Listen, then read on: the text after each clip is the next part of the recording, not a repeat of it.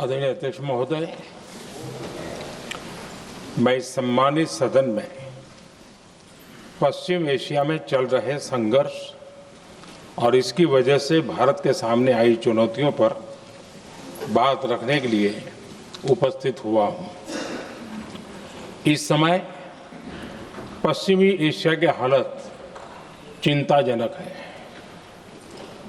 बीते 2-3 हफ्तों में जयशंकर जी ने और हरदीप पुरी जी ने इस विषय पर सदन को जरूरी जानकारी दी है। अब इस संकट को 3 सप्ताह से ज्यादा हो रहा है। इसका पूरे विश्व की अर्थव्यवस्था पर, लोगों के जीवन पर बहुत ही विपरीत असर हो रहा है। इसलिए पूरी दुनिया इस संकट के जल्द से जल्द समाधान के लिए सभी पक्षों से आग्रह भी कर रही है। अध्यक्ष महोदय, भारत के सामने भी इस युद्ध ने अप्रत्याशित चुनौतियां खड़ी कर दी हैं। ये चुनौतियां आर्थिक भी हैं, नेशनल सिक्योरिटी से जुड़ी भी हैं और मानवीय भी है। युद्धरत और युद्ध से प्रभावित देशों के साथ भारत के व्यापक व्यापारिक रिश्ते हैं। जिस क्षेत्र में युद्ध हो रहा है वो दुनिया के दूसरे देशों के साथ हमारे व्यापार का भी एक महत्वपूर्ण रास्ता है। विशेष रूप से कच्चे तेल और गैस की हमारी जरूरतों का एक बड़ा हिस्सा यही क्षेत्र पूरा करता है। हमारे लिए ये रीजन एक और कारण से भी अहम है। लगभग 1 करोड़ भारतीय खाड़ी देशों में रहते हैं और वहां काम करते हैं। वहां समंदर में जो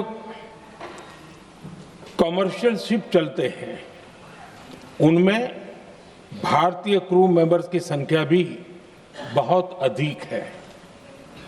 ऐसे अलग अलग कारणों के चलते भारत की चिंताएं स्वाभाविक रूप से अधिक है। इसलिए ये आवश्यक है कि भारत की संसद से इस संकट को लेकर एक मत और एकजुट आवाज दुनिया में जाए।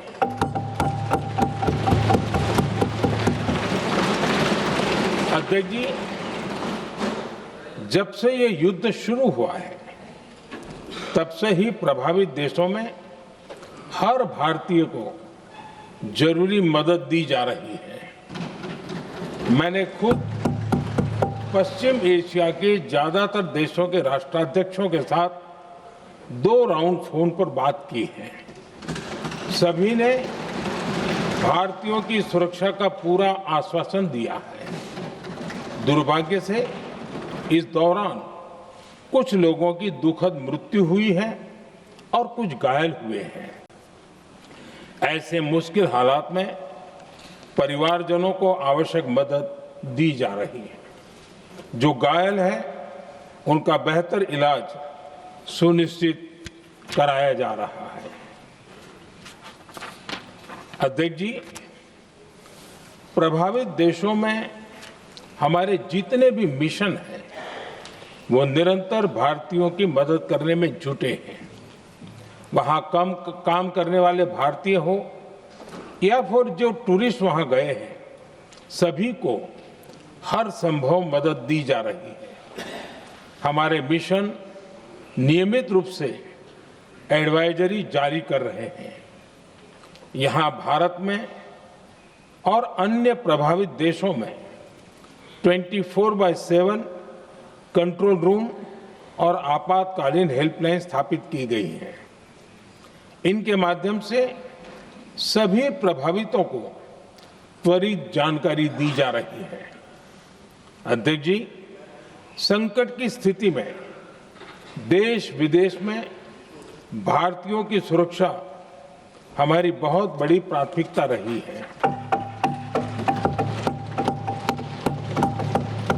युद्ध शुरू होने के बाद से लेकर अब तक 3,75,000 से अधिक भारतीय सुरक्षित भारत लौट चुके हैं। ईरान से ही अभी तक लगभग 1,000 भारतीय सुरक्षित वापस लौटे हैं। इनमें 700 से अधिक मेडिकल की पढ़ाई करने वाले युवा हैं। खाड़ी देशों में भारतीय स्कूलों में हजारों विद्यार्थी पढ़ते हैं। सीबीएसई ने ऐसे सभी भारतीय स्कूलों में होने वाली कक्षा 10वीं और 12वीं की निर्धारित परीक्षाओं को रद्द कर दिया है। इन बच्चों की पढ़ाई निर्बाध चलती रहे, इसके लिए सीबीएसई उचित कदम उठा रही है। यानी सरकार संवेदनशील भी है, सतर्क भी है और हर सहायता के लिए तत्पर भी है। माननीय अध्यक्ष जी, भारत में बड़ी मात्रा में कच्चा तेल, गैस और फर्टिलाइजर जैसी अनेक जरूरी चीजें हॉर्मुज स्ट्रेट के रास्ते से आती हैं। युद्ध के बाद से ही हॉर्मुज स्ट्रेट में जहाजों का आना जाना बहुत चुनौतीपूर्ण हो गया है।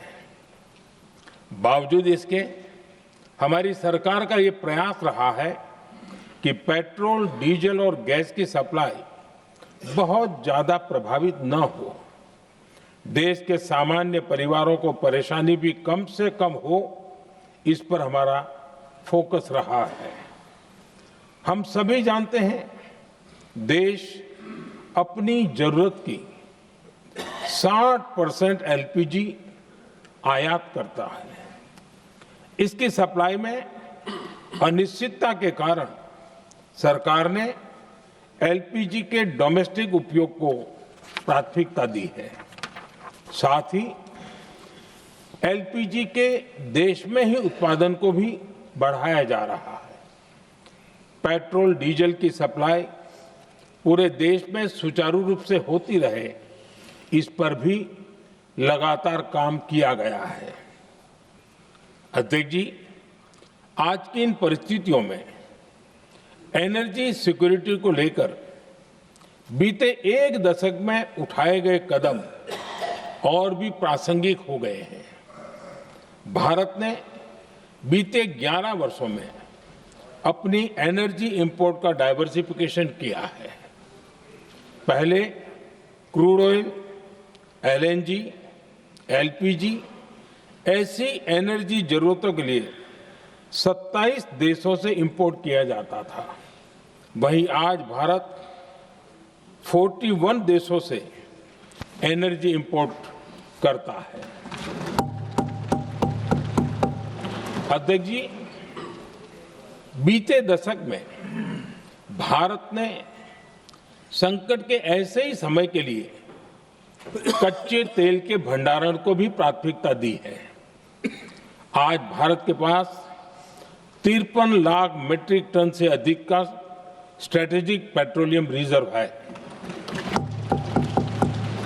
और 65 लाख मीट्रिक टन से अधिक के रिजर्व की व्यवस्था पर देश काम कर रहा है। हमारी तेल कंपनियों के पास जो रिजर्व रहता है वो अलग है।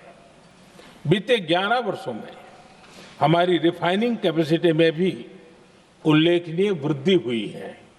अध्यक्ष जी, सरकार अलग अलग देशों के सप्लायर्स के साथ भी लगातार संपर्क में है। प्रयास ये है कि जहां से संभव हो वहां से तेल और गैस की सप्लाई होती रहे। भारत सरकार गल्फ और आसपास के शिपिंग रूट्स पर निरंतर नजर बनाए हुए है। हमारा प्रयास है कि तेल हो, गैस हो, फर्टिलाइजर हो, ऐसे हर जरूरी सामान से जुड़े जहाज भारत तक सुरक्षित पहुंचे। हम अपने सभी वैश्विक सहयोगियों के साथ निरंतर संवाद कर रहे हैं ताकि हमारे मैरीटाइम कॉरिडोर सुरक्षित रहे। ऐसे प्रयासों के कारण बीते दिनों हॉर्मुज स्ट्रेट में फंसे हमारे कई जहाज भारत आए भी हैं। अध्यक्ष जी, संकट के इस समय में देश की एक और तैयारी भी बहुत काम आ रही है।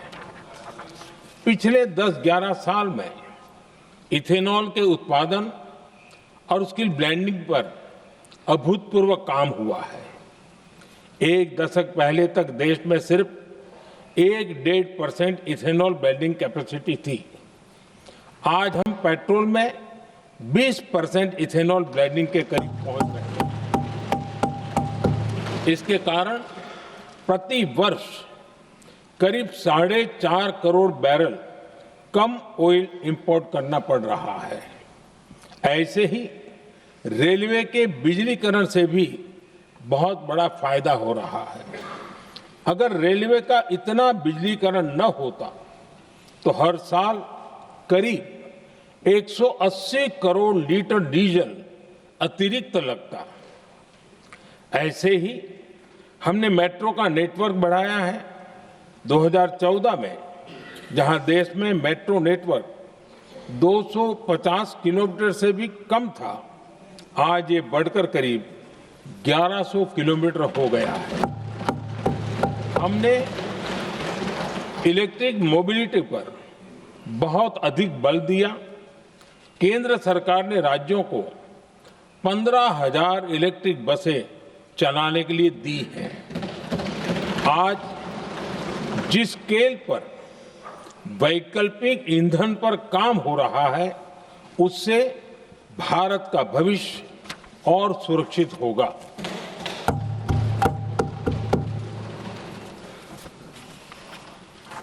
आदरणीय अध्यक्ष जी, हम जानते हैं कि एनर्जी आज इकोनॉमी की रीढ़ है और ग्लोबल एनर्जी नीड्स को पूरा करने वाला एक बड़ा सोर्स वेस्ट एशिया है।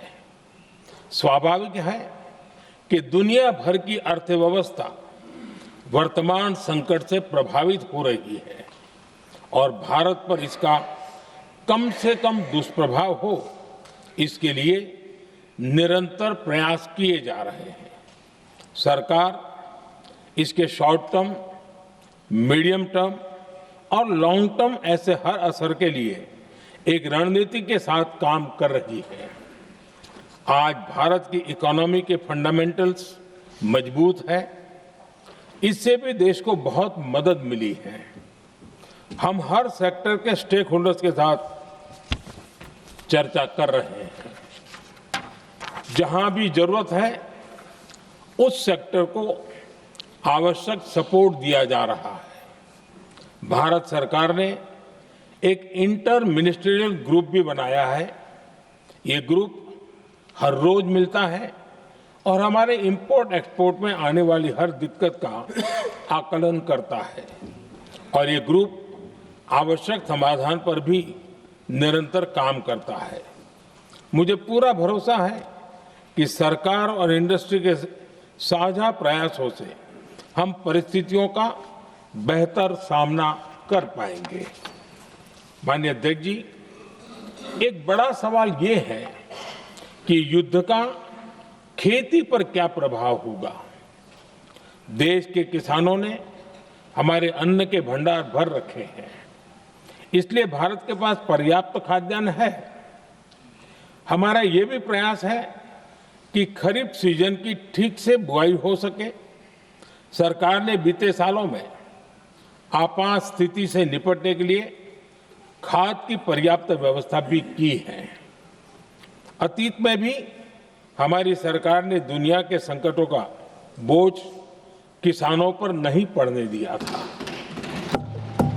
कोरोना और उस समय के युद्धों के दौरान उस समय भी ग्लोबल सप्लाई चेन में डिस्ट्रप्शन आ गई थी। दुनिया के बाजार में यूरिया की एक बोरी 3,000 रुपये तक पहुंच गई, लेकिन भारत के किसानों को वही बोरी 300 रुपये से भी कम कीमत में उपलब्ध कराई गई। अध्यक्ष जी, देश के किसानों को इस प्रकार के संकटों से बचाने के लिए भी बीते वर्षों में अनेक कदम उठाए गए हैं। पिछले एक दशक में देश में 6 यूरिया प्लांट शुरू किए गए हैं। इससे सालाना 76 लाख मैट्रिक टन से अधिक की यूरिया प्रोडक्शन कैपेसिटी जुड़ी है। इस दौरान डीएपी और एनपीकेएस जैसी खाद का घरेलू उत्पादन भी करीब 50 लाख मैट्रिक टन बढ़ाया गया है। इतना ही नहीं, तेल और गैस की तरह खाद के आयात को भी डाइवर्सिफाई किया गया है। ऐसे ही डीएपी और एनपीके के आयात के लिए भी हमने अपने विकल्पों को विस्तार किया है। अध्यक्ष जी, सरकार ने देश के किसानों को made in India nano urea का विकल्प भी दिया है। सरकार किसानों को प्राकृतिक खेती के लिए भी प्रोत्साहित कर रही है। पीएम कुसुम योजना के तहत किसानों को 22 लाख से ज्यादा सोलर पंप दिए गए हैं। इससे भी डीजल पर उनकी निर्भरता कम हुई है। मैं सदन के माध्यम से देश के किसानों को विश्वास दिलाता हूं कि सरकार किसानों की हर संभव मदद करती रहेगी। आदरणीय अध्यक्ष जी, युद्ध का एक बहुत बड़ा चैलेंज ये भी है कि भारत में गर्मी का मौसम शुरू हो रहा है। आने वाले समय में बढ़ती गर्मी के साथ बिजली की डिमांड बढ़ती जाएगी। फिलहाल देश के सभी पावर प्लांट्स के पर्याप्त कोल स्टॉक्स उपलब्ध है। भारत ने लगातार दूसरे साल 100 करोड़ टन कोयला उत्पादन करने का रिकॉर्ड बनाया है। पावर जनरेशन से लेकर पावर सप्लाई तक के हमारे सभी सिस्टम की निरंतर मॉनिटरिंग भी की जा रही है और सरकार की तैयारियां उसको रिन्यूएबल एनर्जी से भी मदद मिली है। बीते दशक में रिन्यूएबल एनर्जी की तरफ देश ने बड़े कदम उठाए हैं। आज हमारी total install power generation capacity का आधा हिस्सा रिन्यूएबल सोर्स से आता है। हमारी कुल रिन्यूएबल क्षमता आज 250 गीगावाट के ऐतिहासिक आंकड़े को पार कर गई। बीते 11 वर्षों में देश ने अपनी सोलर पावर कैपेसिटी करीब 3 गीगावाट से बढ़ाकर 140 गीगावाट तक पहुंचाई है। बीते वर्षों में देश में करीब 40 लाख रूफटॉप सोलर लगे हैं। इसमें पीएम सूर्यघर मुफ्त बिजली योजना से भी लोगों को काफी मदद मिली है। गोवर्धन योजना के तहत देश में आज 200 कॉम्प्रेस बायोगैस प्लांट भी काम करना शुरू कर चुके हैं। ये सारे प्रयास आज देश के बहुत काम आ रहे हैं। सरकार ने भविष्य की तैयारी और बढ़ाते हुए शांति एक्ट माध्यम से देश में न्यूक्लियर एनर्जी के उत्पादन को भी प्रोत्साहित किया है। कुछ ही दिन पहले small hydro power development scheme को भी हरी झंडी दी गई है, जिससे अगले 5 वर्षों में 1500 मेगावाट नई हाइड्रो पावर कैपेसिटी जोड़ी जाएगी। आदरणीय अध्यक्ष जी, जहां तक डिप्लोमेसी की बात है, भारत की भूमिका स्पष्ट है। शुरुआत से ही हमने इस संघर्ष को लेकर अपनी गहरी चिंता व्यक्त की है। मैंने स्वयं भी पश्चिम एशिया की सभी संबंधित नेताओं से बातचीत की है। मैंने सभी से तनाव को कम करने, और इस संघर्ष को खत्म करने का आग्रह किया है। भारत ने नागरिकों, एनर्जी और ट्रांसपोर्ट से जुड़े इंफ्रास्ट्रक्चर पर हमलों का विरोध किया है। कमर्शियल जहाजों पर हमला और हॉर्मुज स्ट्रेट जैसे अंतर्राष्ट्रीय जलमार्ग में रुकावट अस्वीकार्य है। भारत डिप्लोमेसी के जरिए युद्ध के इस माहौल में भी भारतीय जहाजों के सुरक्षित आवागमन के लिए निरंतर प्रयास कर रहा है। अध्यक्ष महोदय, भारत हमेशा से ही मानवता के हित में और शांति के पक्ष में अपनी आवाज उठाता रहा है। मैं फिर कहूंगा कि बातचीत और कूटनीति ही इस समस्या का समाधान है। हमारे हर प्रयास तनाव को कम करने, इस संघर्ष को समाप्त करने के लिए है। इस युद्ध में किसी के भी जीवन पर संकट मानवता के हित में नहीं है। इसलिए भारत का प्रयास सभी पक्षों को जल्द से जल्द शांतिपूर्ण समाधान के लिए प्रोत्साहित करने का है। अध्यक्ष जी, जब ऐसे संकट आते हैं तो कुछ तत्व इसका गलत फायदा उठाने की कोशिश भी करते हैं। इसलिए कानून व्यवस्था सुनिश्चित करने वाली सभी एजेंसियों को अलर्ट पर रखा गया है। कोस्टल सिक्योरिटी हो, बॉर्डर सिक्योरिटी हो, साइबर सिक्योरिटी हो, स्ट्रेटेजिक इंस्टॉलेशंस हो, सबकी सुरक्षा को और मजबूत किया जा रहा है। अध्यक्ष जी, इस युद्ध के कारण दुनिया में जो कठिन हालात बने हैं, उनका प्रभाव लंबे समय तक बने रहने की आशंका है। इसलिए हमें तैयार रहना होगा, हमें एकजुट रहना होगा।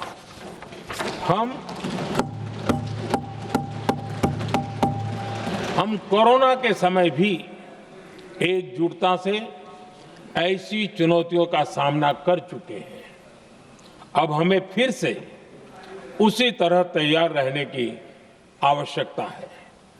धीरज के साथ, संयम के साथ, शांत मन से हमें हर चुनौती का मुकाबला करना है और यही हमारी पहचान है, यही हमारी ताकत है।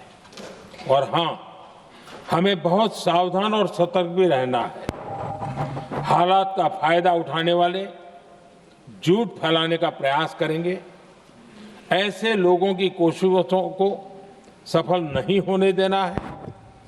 मैं देश की सभी राज्य सरकारों से भी इस सदन के माध्यम से आग्रह करूंगा, ऐसे समय में कालाबाजारी करने वाले, जमाखोरी करने वाले एक्टिव हो जाते हैं। इसके लिए कड़ी मॉनिटरिंग जरूरी है। जहां से भी ऐसी शिकायतें आती हैं, वहां त्वरित कार्रवाई होनी चाहिए। देश की हर सरकार और देश का हर नागरिक जब मिलकर चलेंगे तो हम हर चुनौती को चुनौती दे सकते हैं। इसी आग्रह के साथ मैं अपना वक्तव्य समाप्त करता हूं। बहुत बहुत धन्यवाद।